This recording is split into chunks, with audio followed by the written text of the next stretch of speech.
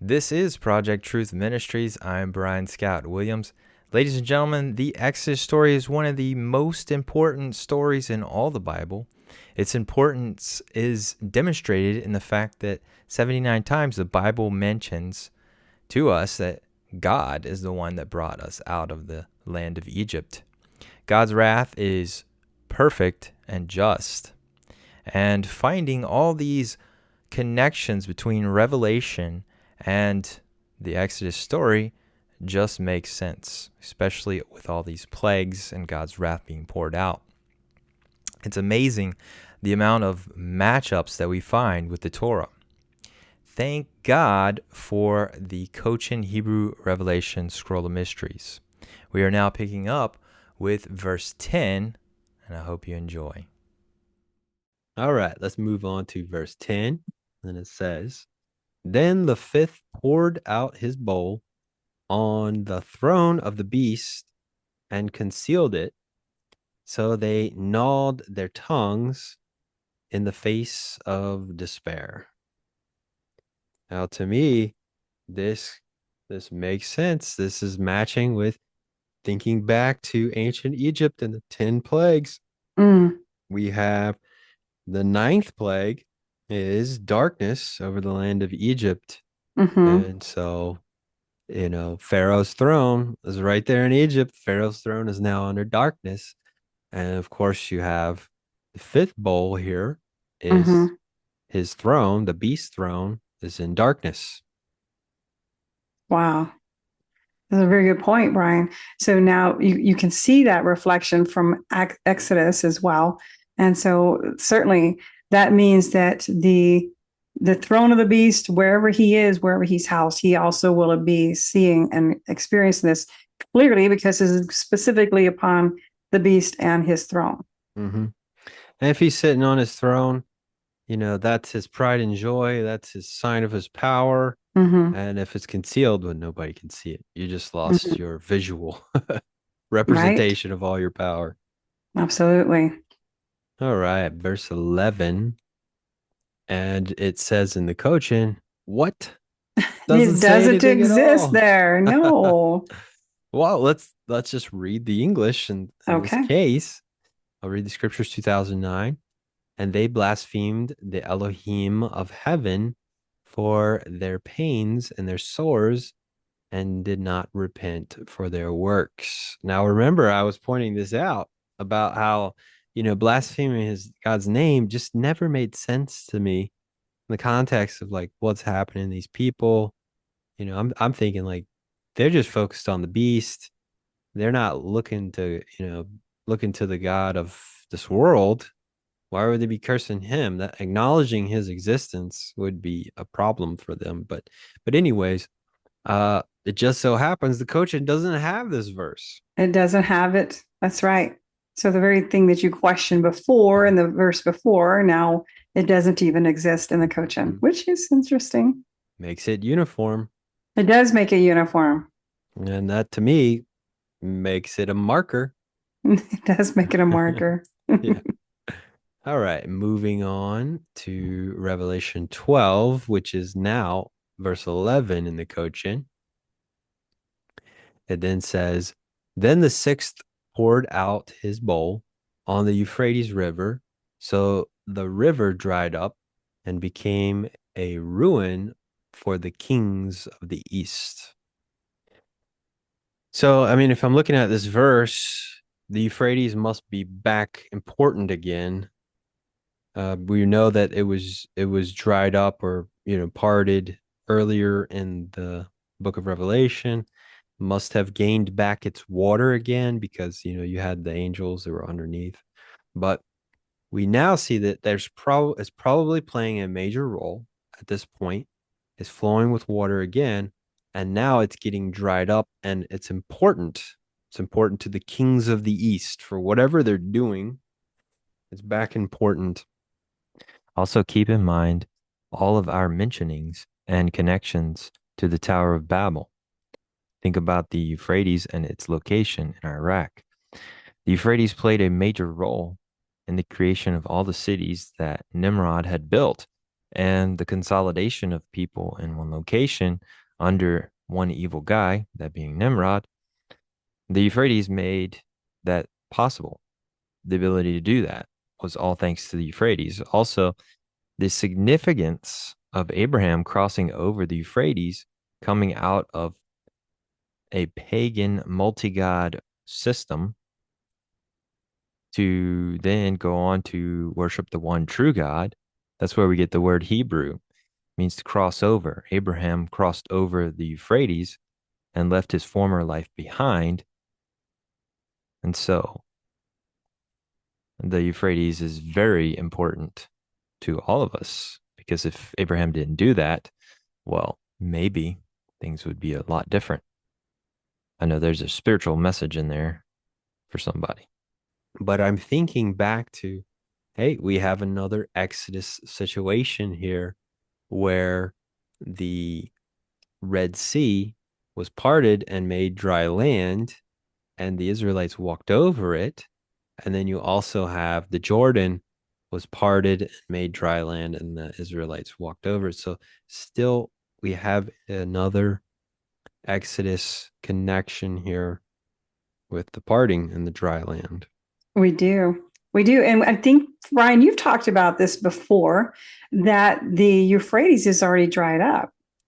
It's drying right now. Currently, It is right drying, now, right? it's experiencing some drying, and it's also we know that it will dry up at previous verses in the book. So my assumption is, hey, if it dried up back then, it must have refilled, and now it's drying up again. So that's significant, and then it's a very important river. It's huge. Mm, It's actually, I wrote this down. I looked it up. It's 1,740 miles long, and it comes all the way from Turkey, wow. and it empties into the ocean there in Iraq, southern Iraq, in the Mm, Shinar region. But yeah, it's a major river, and a lot of people depend on that water. And so for it to dry up, that's not good for those people drinking from it, and all mm-mm, the people pulling from it. But yeah, absolutely. Yeah. No, that's interesting. this represents death in my eyes. It surely does. It does represent death, because it's a necessity to have fresh water for the people. Mhm. Absolutely. And for the animals and for all living Yep. beings. I've noticed that they're the kings of the East, and typically, looking at the Old Testament, anything that came from the East was typically a bad sign. So there's an idiom there, ancient Hebrew, the East is the bad stuff. Interesting. All right, moving on to verse 13, which is 12 now in the Cochin. It says, Then I saw three unclean, creepy things like frogs coming out of the mouths of the dragon, the beast, and the false prophet. So I just want to jump in real quick. Again, I'm seeing another Exodus 10 plagues line up here. We had the second plague of Egypt was frogs coming out of the Nile River. There was frogs everywhere. Of course, in our verse, it's not literal frogs, it's like frogs. So there's a distinct note there. But to me, Janice, correct me if I'm wrong. If I'm looking at this correctly, these frogs are really just like demons. There's three demons coming out of the dragon, the beast, and the false prophet. Ooh, absolutely. And it specifically says unclean, creeping things.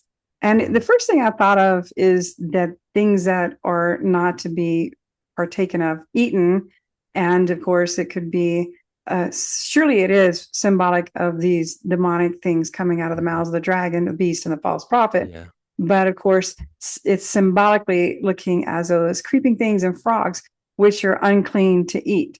Yeah. And so again, that refers back to Torah, and that there are things that are clean to eat and things that are unclean to eat. Yeah. And pair that with our next verse, well, makes it more clear that this is a possession. These are fallen entity, demonic possession things, spirits of Satan. So That's let's go on right. to read the next verse here. Sure. All right. And this is verse 14, which is 13 in the Cochin. It says, "For these are the same spirits of Satan doing wonders and signs, who are going to the kings of the earth and to all the world to gather them for the battle on the day of the Almighty of Jehovah." So, my question is this the spirits of Satan, the singular Satan, that he has three different spirits? Mm-hmm. Um, like the unholy trinity type thing. Mm-hmm. Or is it the fallen angels spirits being referred to as the enemies, the spirits of the enemy, so the fallen Mm-hmm. angels doing Mm-hmm. these signs and wonders? Yeah, because the Satan or Satan Mhm. can be adversary. And so you would have the ruach of Satan, which would be the spirits of the adversary. So you're correct about that. It could be that, or it could be Satan with his spirits, those that are tagging along with him, so to speak. Mhm. Yeah, so I mean, both of those are interesting thinkings. One comes with it a whole ideology of this, Mm-hmm. three in one type thing. And if it was that case, then it would be like a copy. You're pulling from Jehovah or his spirits, or like Mm-hmm. you think of the spirit. Here's another angle for that concept. Yeah. You have the spirit of Elijah was fulfilled with the John the Baptist, the spirit of Jehovah, and then you have something like this being that Satan can also be represented in these people as the spirit of Satan.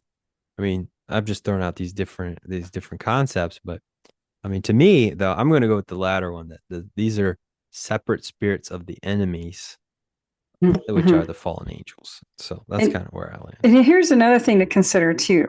Now, remember, every time I've said this many times before, but I want to reiterate this, that in that day, you see it all throughout the Tanakh Mm, that is talking about in that day. mhm. Now we've got an answer to what in that day is. So now we're talking about the great battle between Jehovah and Satan, or the adversary, and his spirits with him. And there's that in the great day. So everything from the beginning to now, when you hear the in that day, now we know what we're looking at. It's the day as a great judgment day, that in the past the prophets would see it in the future. They would say, in that day, this will happen, and in that day, that will happen. And so that's important to even think about when you're reading, say, Joel chapter 2, because there's a lot of references to that in that day. And so now we've got a specific answer that is the battle of that day between Jehovah and Satan. Okay. And so I wanted to draw people's attention to that, because now we know exactly what day that is. And we just previously had a great battle in the heavens, and it was short lived. And now we're going to have a battle on the earth. And this is what is later and commonly referred to as Armageddon or Mm, Megiddo. And so, mm, but we'll talk interesting. about that later when we get to those verses. That's right. And we do But yeah. see, I'm sorry, Brian, we do see in the scriptures 2009 that they determined that the name of Jehovah would be there, and they added that in. They were Yeah. correct. The name of Bingo. Jehovah was there. So they did good by assuming that it would be there if they had the Hebrew in their hands. And of Mhm. course, you can see that the Murdoch Aramaic has Elohim, or God. And so I guess the question I have is, what does the Crawford Aramaic have in verse 16:14? Let's check it out. Okay, so they have God, and it still reflects the Greek. Interesting. Yeah, I also find it interesting they say the spirits of evil or demons. Mm-hmm. And that's more in line with what I was thinking. These are the spirits of fallen ones, Mm-hmm. doing the bidding So of then the enemies. maybe what you're thinking is maybe that Satan is not necessarily Satan, but Satan as an adversary, the Yes. spirits of adversary. Hmm. And you're probably right. That is Hmm. most likely, that's a good case. That's Yeah. a very good case. It is the Yeah. spirits of adversaries, or Yeah, like the adversary. the the collective the Mhm. collective fallen angels all Mhm. together. Absolutely. Mhm. That's a good point, Brian. So thinking objectively and thinking of things in the past and how, armies and deception comes to play, we're getting the description of the angle of God telling us the playbook, telling us what's really happening. So when we read this, we say they're going to go battle Jehovah. Are they crazy? I don't think they're thinking logically is what No. And so no, there's no logic in any of this. right. So my line of thinking is, okay, what would they possibly be thinking? Because they're not seriously considering to battle God, right? Because who could battle God? That makes no sense. It makes Um, no sense. yeah, even But Satan that knows even he can't. shows you that the adversary is deceived. So Yes, I they're think it's deceived. deception, Hmm. right? And so Hmm. with that deception being played, there's propaganda, and then there's Hmm. there's even hardening of hearts, like what we saw with Pharaoh and all that. So here's what I'm thinking. I kind of wrote this down. The armies won't think that they're battling God, because that's just illogical and impossible, not even an option. But they are gathering to battle people versus people for the land of Israel. That's what makes sense the most. Like a geopolitical reason. All these bad things, all these calamities are happening. We just lost water source. Water's turning red. Let's blame the same place that we're always going to blame, the city of God. Let's blame Jerusalem and Israel. So it makes sense, especially with where we're going to be battling here in the future. Mm. Okay. Armageddon, the Valley of Megiddo, that's in Israel. So it stands Yes. to reason that they're battling Israel. They're gathering their armies, and maybe Israel's gathering his armies, maybe not. Maybe they're supposed to, and they never do. Maybe the allies of Israel never show up, but it's the world and all the powerful people gathering their armies like idiots and Megiddo to battle, probably in their minds, Israel, and it will look like an easy victory, right? 1,000 versus one, maybe. But then Mm. we'll see that later God will make easy, quick work with them. It won't even be a battle. They will Right. not win. They cannot be Yeah. victorious. Now, in that same vein, Janice, can I share a little bit of information about the 1973 war? Oh, please do. I love that. Yeah. Tell the testimony of that. So in this is just something really cool I noticed. And I think other people have spoken about it. It's pretty cool. It's called the Miracle of Yom Kippur War, which is 1973. It was a crazy number of Arabs all united and said, let's march tanks in on Yom Kippur to attack Israel and let's just take them. They won't see it coming. And, there was some promises to say they weren't going to get attacked, but I won't get into that. Israel won't get fooled again. I'll tell you that. But in 1973, there was now check out these numbers. These numbers are pretty wild. This is just a summary of the actual situation. So you had 1,400 tanks versus 177 tanks in the Valley of Tears, which I know Janice has a connection to that. She could share that at the end.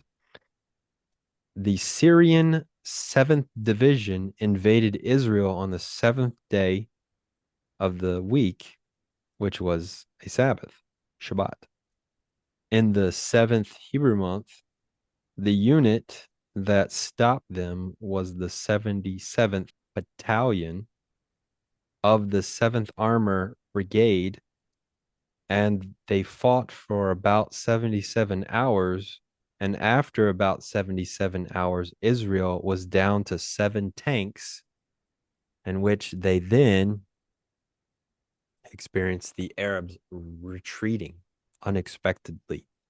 And a lot of those Arabs testified, why did you turn around? There's only 7 tanks defending all of this valley that was so important. And they a lot of them testified, well, we looked up in the sky where the tanks were. And actually these tanks were pretty much out of ammo. So they were just sitting up there. And maybe one or two of them like bluffed like they were running, but all of the Arabs left. They all retreated. They asked them, why did you retreat? And they said, well, we looked up in the skies and we saw angels. There was angels everywhere. So we were afraid and we left. And there was many people that reported this. It's not just like one, tank or two tanks here that said that. Many of them reported that same story. So Wow. there's no battling God. You There's can't no do it. battling God. Right. And you think about this Valley of Tears battle, right? Mhm. And you think about there's those that are actually having the tears that they've lost. Then you see the miracle for Israel where they are victorious, not because of their own effort, but because of Jehovah's effort. It's his battle. He battles on our behalf. And the reason why I love the Emek HaBaka, Baka is my last name. Baka is tears. And so I remember my instructor one time saying, well, that's a terrible name to name your ranch. We named our ranch the Valley of Baca. And I said, but it's not always tears of sorrow. There's tears of joy. And so when you think about the tears of joy, that the Valley of Baca is a place where Jehovah himself battles on your behalf. There's the testimony, there's the miracle. Yeah. And that's when you stand there and you watch him battle it on your behalf. And that's what he does for us. Yeah. Hallelujah. Amen. And these armies all gathering for themselves, well, they're just harvesting themselves to be burned up. I mean, that's really, come on. And they're just making it easy for God. Oh, you all collected easily for me in one spot. That's going to make it even more easier for me. Exactly. It's not smart. No. All right, moving on to verse 15, and that's 14 in the Cochin, in which it says, see, I will come as a thief. So holy is he who does not sleep and keeps himself so that he does not go naked without clothes, so that he does not reveal his nakedness. That word for the coming as a thief is an idiom that I will be coming quickly, right? Yes, and so, quickly. And that's also connected to some historical events with the chief guard at the temple. Absolutely. As a thief in the night, the priest, the chief guard, he was known as the Sagan. The priests were all given shifts, schedules, and rotations for the temple jobs. One of those jobs was to stand watchman. And, one of the most important watchmen was to not let the fire go out, to stand and watch the altar and keep the fire. So make sure that we don't lose the fire. Very important. Well, the chief guard would assume the role of the thief in the night, whereby he would come and he would check the watchman and make sure that the altar was still burning. He would check everybody, but that was the main, very important role. With that being said, it could be at any time of the night. There was no schedule. The thief in the night would show up, surprisingly, and the watchman that had fell asleep in, by the fire or by other positions, he had been not doing his job if he was caught asleep.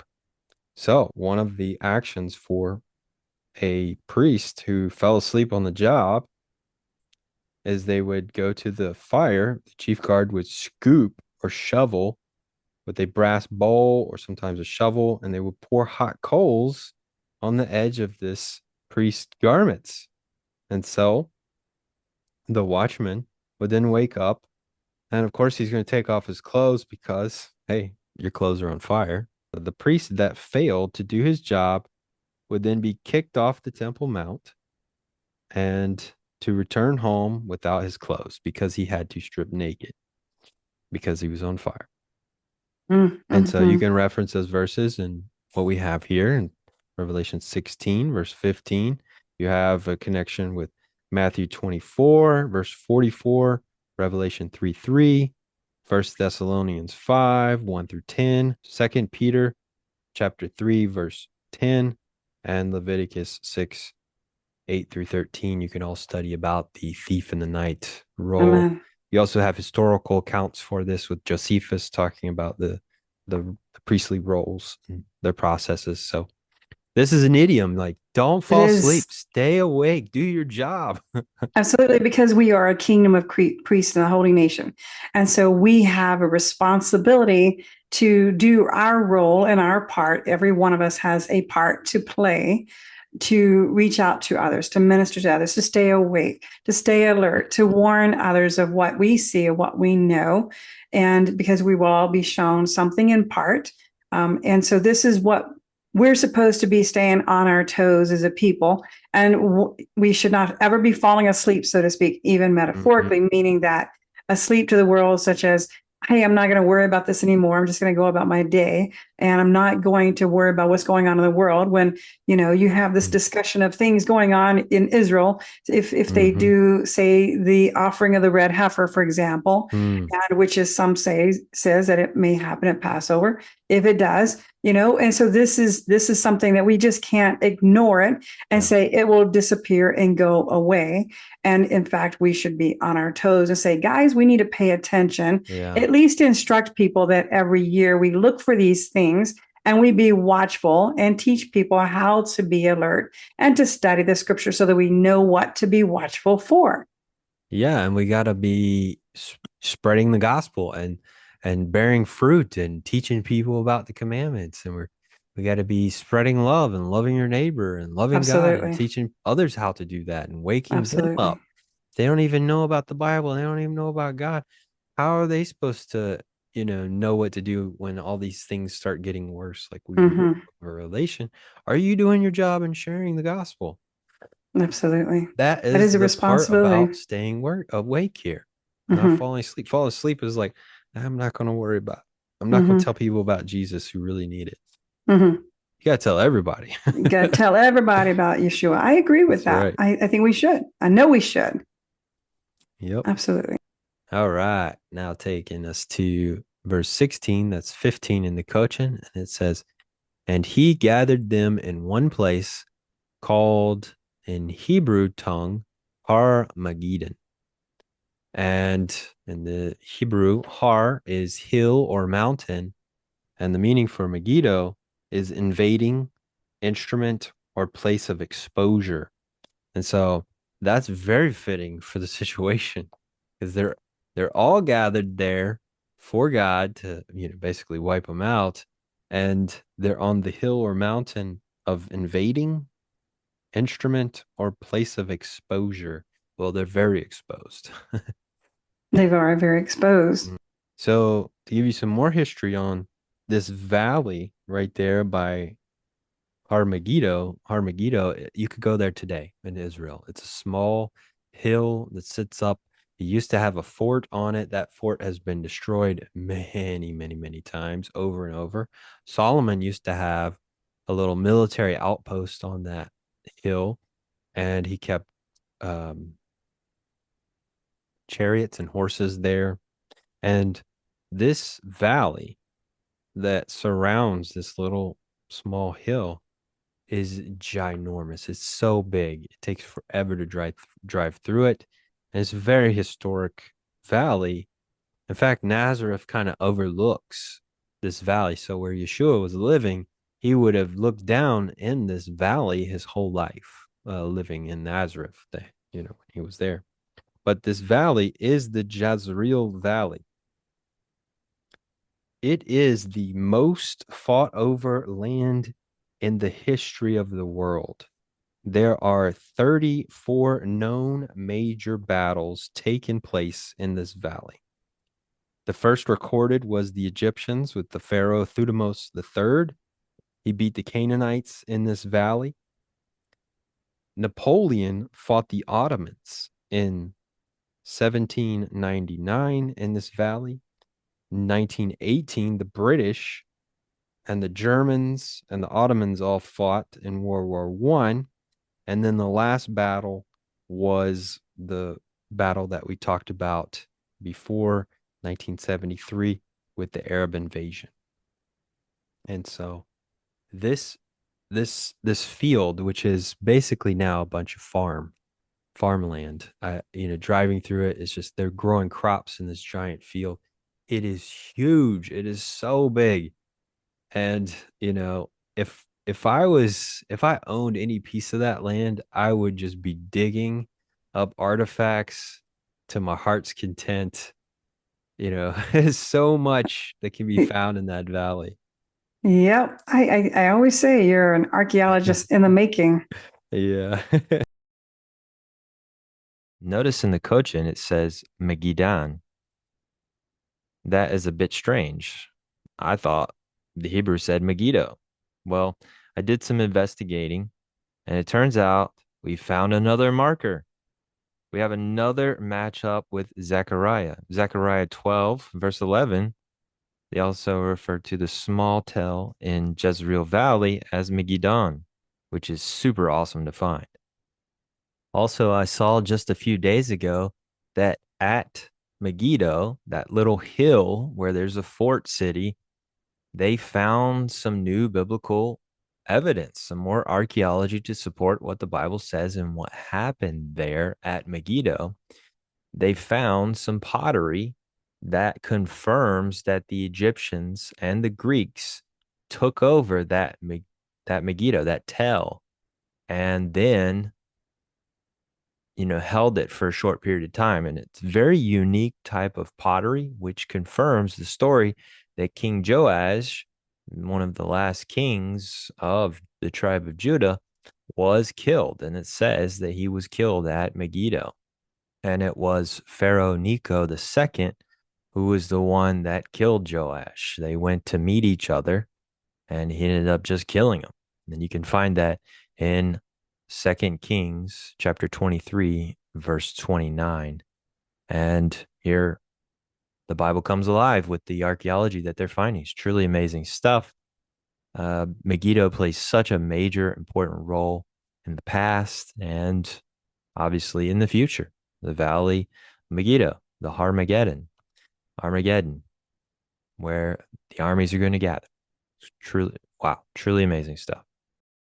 I do want to bring this up, Brian, that many people have said, because this says in Revelation 16:16 in the Hebrew tongue, that this is a translation from, maybe Greek or whatever. I don't know that if this verse is a translation. There's no way of us knowing this. I couldn't tell you if this was a translation. There are no specific markers as far as the Hebrew is concerned. And so I just wanted to bring that up. It's just there's no way of knowing, according to the grammar, whether this was a verse that was translated. I just don't have that answer. Yeah, just having it in there, stating the Hebrew tongue, maybe it migrated in. Maybe it was a footnote someone had on the side. Maybe it was original text. Maybe that was the point of the verse, was to say the meaning is Armageddon, or that's what the place is. And so I don't know. It's interesting. I would say, yeah, it's if I'm looking in other languages like the Greek and I see something like this, it is alarming to see clarification like this. It is, and I don't have an answer for that. Yeah. I do know that marginal notes creep in all the time. We see that clearly in the Manchester Gaster 1616 manuscript, and they do that. The scribe actually does that, brings in marginal notes, changes words, and so forth. And it's literally, this scribe was copying the Cochin Hebrew revelation of the manuscripts. And so you can see he had no problems with making all the changes he desired to make. And so that's the reason why I always say that the Manchester Gaster 1616 manuscript is not a reliable source. And so this could have happened at one time, because understand, we're looking at a copy of a copy of a copy. We don't know all the scribes before. We just know what we've got right here in our possession that was copied in 1803. So other than that, we don't have answers as to what they were looking at prior to or even before that. Now I'm thinking perhaps it was written with the understanding that it could have been translated in the future and go out to other languages. So they stuck in the Hebrew part so that it makes sure that the word would stay Hebrew, Armageddon. And that's a strong argument, Brian. And that would Mhm. be an argument that could be a solid argument for everywhere that it does say in the Hebrew tongue or the Hebrew language, Yeah, because of the because fact that it will be translated in multiple languages. So that's a very good yeah. point. And Absolutely. the reason why I'm thinking that is because when I flip over to the King James, I see that it also includes called in Hebrew tongue Armageddon. I look at the Aramaic, it says it as well. So maybe it was originally meant that, hey, this is going to go into different languages. Let's clarify that. Absolutely. Absolutely. Mhm. All right. Moving on to 17, it says, then the seventh poured out his bowl on the atmosphere, and a voice came from the throne and said, this one has passed. I find it interesting that this seventh bowl is poured upon the atmosphere or the weather. Mm-hmm. And, then you hear this voice. Now, like I said before, kol in Hebrew can mean voice and it can be sound. And so is it a voice or is it a sound? Well, that's something that you'll have to determine. But Mm, now you hear this voice or this sound after this bowl was poured upon the atmosphere or the weather, which is interesting. yeah. And, it makes me think of the ancient the Egyptian plagues, that there was some that came from the sky, like the locusts. And so that would be, the air, the atmosphere above. That just makes me think of that. You're losing it. By the way, I'll make a plug for the Project Truth Ministries. We have and then this will be interesting to our viewers to go check this out because we're coming up on Passover. We have a video on there where I go through the different plagues, all 10 plagues, and I point out the gods associated with each one of those plagues. And there's multiple gods that are embarrassed, they're destroyed, they're shown to be phonies and fakes and have lost all their control and power over the sun, the storms, the Nile, flies, stuff like that, and showing that God Almighty is the one in charge. And I thought maybe that would be interesting to plug that for our viewers. They might enjoy that. Yeah, I think so. I think they'd enjoy it. So, Mhm. yes, thank you for sharing. All right, moving on to verse 18, which it says, and there were voices, thunders, lightnings, and earthquakes like never before. Like never before, Whoa. never been seen before. Ooh, I don't know. Woo. Wow. Thunders like never been seen. Mm, Lightnings, that's terrifying. that is terrifying. And then earthquakes. So everything is shaking.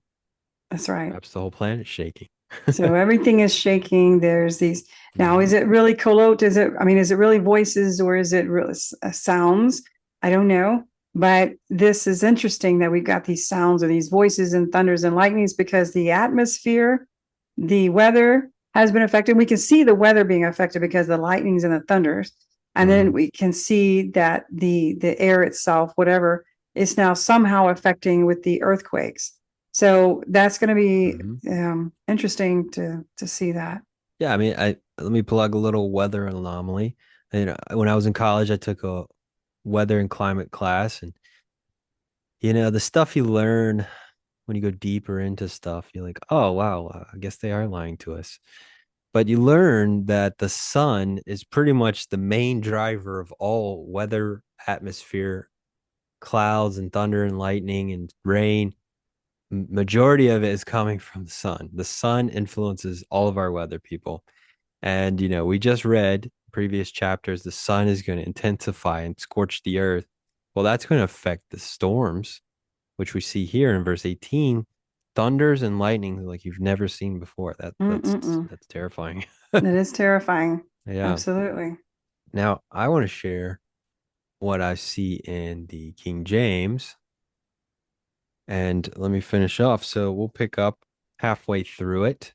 It says, a great earthquake, such as was not since man were upon the earth, so mighty, an earthquake and so great. And that whole section, from such as was to so great, does not appear in the Cochin.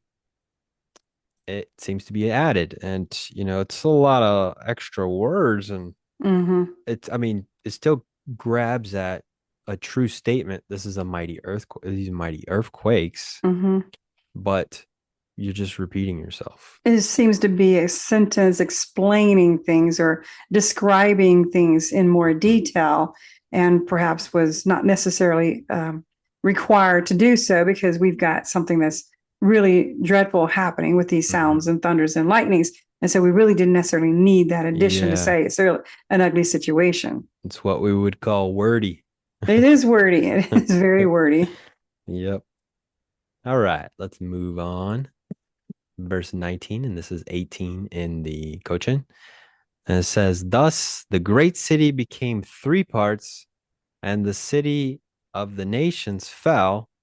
So the great city Babel was remembered before Jehovah, who gave her the cup with wine, which is the wrath of his anger. Interesting. So I see a lot of similarities in the three translations, but I do see the big difference that the name of Jehovah is in the Cochin Hebrew Revelation. So that it's you see Elohim, which the scriptures assumed it would be, of course, God Elohim, and so that of course is truly in the Greek. And then you have the Murdoch Aramaic, which also has God. And so we should just validate and look at the Crawford and see what they have. Do they have Jehovah or do they have God? Let's check that. Okay, so they do have God. So there you see the aha, and that now still matches the Greek as well as the translations we have in the Murdoch, and so Crawford and Murdoch and the scriptures all reflect the Greek, and so the Cochin does not reflect the Greek. So we see it says great city became three parts, and the cities of the nations fell. These are two different things here. These are separate thoughts. You have the great city. If we use Revelation 11, verse 8, they also refer to Jerusalem as the great city, but it goes on to describe things a little differently. And so I don't think that this is the same city. Great doesn't mean special and good. Great can mean also terrible. It could be magnificent, it could be all-powering. Great doesn't denote in the Hebrew which direction. It's just mighty, this mighty city, this impressive big city. This city, it could be great and terrible also at the same time. But this city, some people will think, oh, it must be Jerusalem, right? Well, Jerusalem's a city of peace. And but I'm not thinking that here because I'm looking at it says the great city Babel was remembered. So I'm thinking, okay, this city has the essence of Babel or Babylon. It's got the wickedness going on, and then God's going to pour out his wrath, and it's going to split in three parts, probably because of the earthquake in the previous verse. So that's kind of where I'm going. There's going to be a great and powerful city is hit with an earthquake, three different parts, and the whole world and the economic system is all connected to it because they're all going to get rocked and hurt by it. And, Ryan, there are some have said that the great city Babel could also be America. And, whether that's true or not, whether it's Jerusalem, whether it's America, whichever this so-called city is, it is a leading city, place, maybe nation. And that because it's a leading type nation, that, when you take out the head, everything else falls. And so this will be something that leads. And so, I can see the argument for Jerusalem. I can see the argument for America. And these are good theories. I just want to point out, I have to throw this little nugget in here. This is for somebody. I know it is. So Jerusalem in our Bible is known as the city of peace. That's how it translates. But, to the Arab world, Jerusalem is not how they refer to that city. It's referred to as Al-Quds. Al-Quds means the Holy One. And then my follow-up question is, okay, it's called the Holy One. Okay. Well, which Holy One? Is it Allah? Is it Muhammad?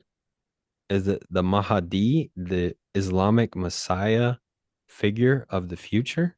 Who is the Interesting. Holy One there that they're referring to as the city?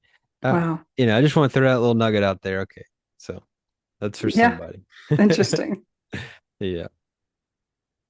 All right. We now come to verse 20, which is 19 in the Cochin, which it says, Then all the mountains and hills fled and were seen no more.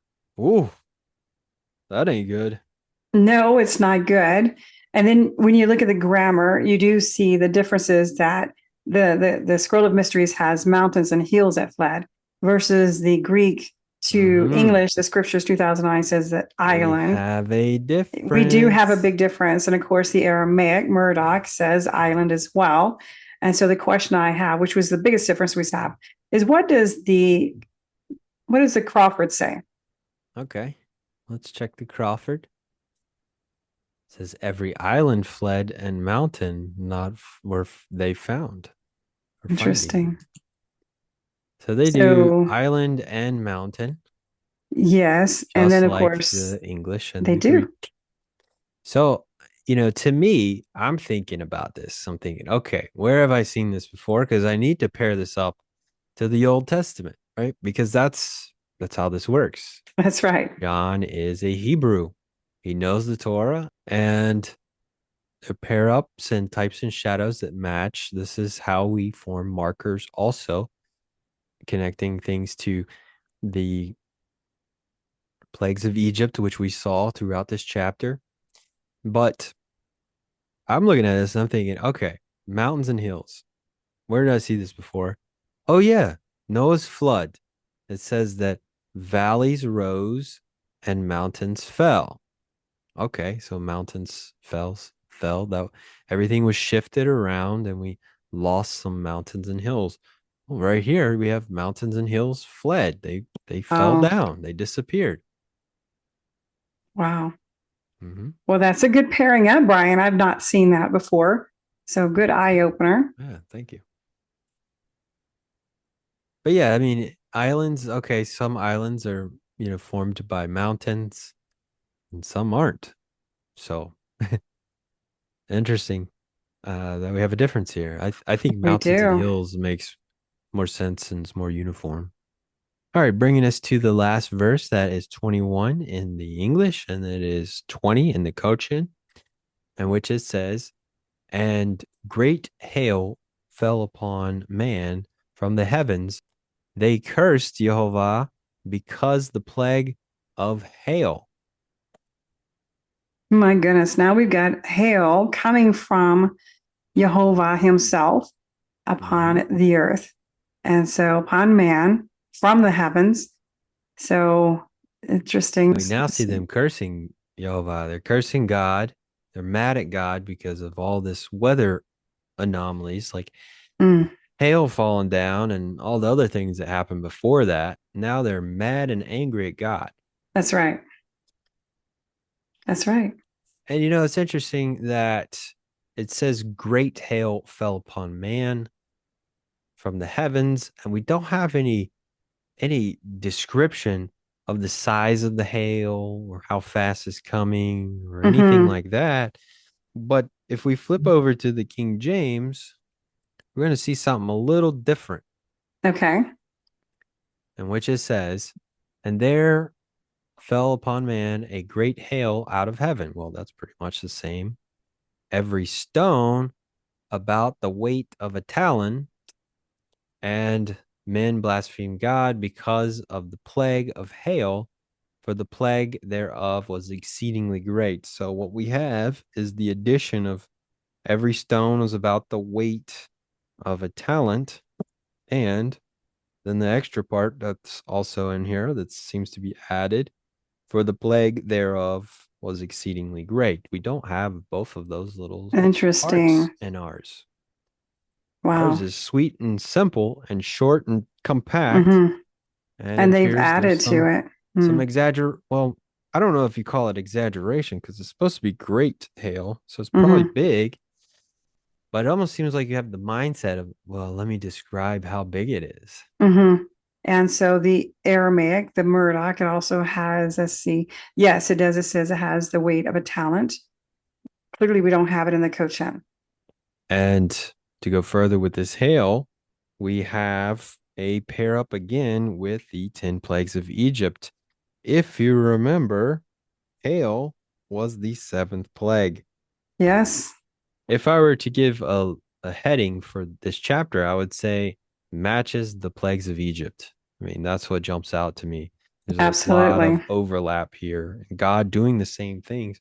Because, I mean, that's how he communicates with us. He works with us. He works with what was on the earth. Yes. Up until this point, we have all of the plagues of Egypt, with the exception of one. That's the death of the firstborn. Mm. So I found that to be interesting. It is interesting, Brian. Mm-hmm. Well, everyone, that was an exciting chapter, and the bowls of wrath has been poured out. And so now we've got something coming in chapter 17. Chapter 17 actually has information of what appears to be something that is a grammatical shift. And this grammatical shift will be describing what I believe will be the answer of what's to come. And it's not what you think it is, but the mystery is going to be hidden in the plan of the beast. And so you do not want to miss chapter 17, ladies and gentlemen. This is going to be something very interesting and worth studying. And so I'm just giving you the heads up. There's a big chapter coming, and it is going to blow your minds. Oh, that's exciting. I think I said it once before. Go ahead and put 7 socks on your feet because Janice is going to blow all of your socks off. So, this is exciting. We're going to see some pretty big bombshells. Are you ready for the big bombshells? I know I am. With that being said, this is Project Truth Ministries. If you haven't subscribed, what are you doing with yourself? Go ahead and subscribe. Go ahead and hit it. And also, if you want to download your own interlinear of the Revelation, follow along with us, you can go to academia.edu if you want, which we have the link in the description. Or better yet, you can go to our website, projecttruthministries.org, and it's easy. Just go there and click on download. You can have it. It's free. It's yours. And you could email it out to all the people you want to. So I want to encourage you to join us for the next edition, chapter 17. And also keep reading your Bibles. And as always, God bless.